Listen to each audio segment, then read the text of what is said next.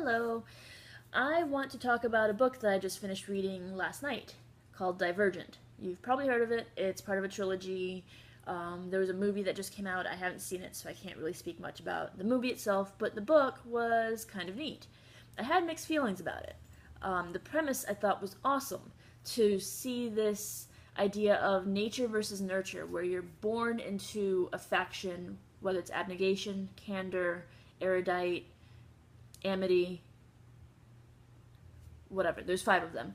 But then you don't have to stay in that faction because your personality might dictate that you belong in a different faction. So once you become an adult at 16, you can change factions. Just a very interesting concept to see how this society in this book was structured around these factions, where the people who were dauntless, they're fearless, they're courageous, they're brave, awesome, right? So they're the ones that are most likely to get tattoos and piercings and wear black clothes or have funny hair. And then we have abnegation, which is selflessness, charity. They wear plain clothes. They don't get to look in the mirror except for twice a year when they get a haircut, because that would be vain to care what you look like, and you should spend that energy caring about other people. And they eat plain food because their leftover money or food goes to the factionless, the homeless, the ones who don't belong in any part. They're basically like the untouchables. Then we have the concept that abnegation, the people, members of abnegation are the only ones who are allowed to have roles in government, because only the selfless should have power. If you want power, you should not be allowed to have power. Interesting concept, but then we have the erudite, the intelligent, the smarty pants, bitter about the fact that they can't hold power. They want power, and they think it's not fair that abnegation is donating food and money to the factionless instead of allowing people like the erudite to have fancier cars. I mean, it's very, in theory, it's very complex. It has some interesting directions it can go in. So I really liked that part.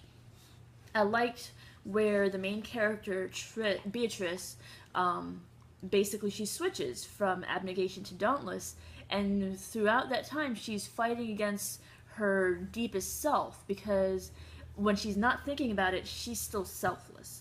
She doesn't mean to be, that's just kind of, that's how she was raised, that's how she is.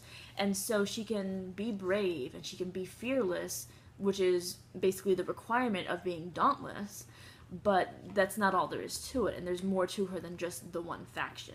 That's what makes her divergent. So I thought that part was really interesting, and I would have liked to see a little bit more depth in that. I also really liked that this book easily, clearly, and frequently passes the Bechdel test, which is to have more than one named female character, have 2 named female characters speak with each other about something other than a man. And that happened all the time, and I really liked that part. Just because this isn't a girl book, but there were girls there, and they were fully developed characters, just like there were boys there who were also fully developed characters. So, as usual, I was pleased to see that level of character development, because it's just more interesting that way. What I didn't like was the romance part of it. That part just kind of was annoying, and it felt distracting to me, because there's so much other stuff going on with the discussion about the nature versus nurture, and what it's like to switch factions, and basically to have your entire life turned upside down and your family ripped to pieces, because once you leave your faction, you can't go back to your family. That's it. You don't see them again except for like in society or whatever. So these are all very interesting things, and then to turn around and say, oh, but also she has a crush on this guy, and they make out sometimes, and she thinks he's hot. That just seemed... I don't want to say that romance is unnecessary, but I feel like it was unnecessary to this story. I feel like it was distracting to this story and would have maybe been better placed in a different type of story.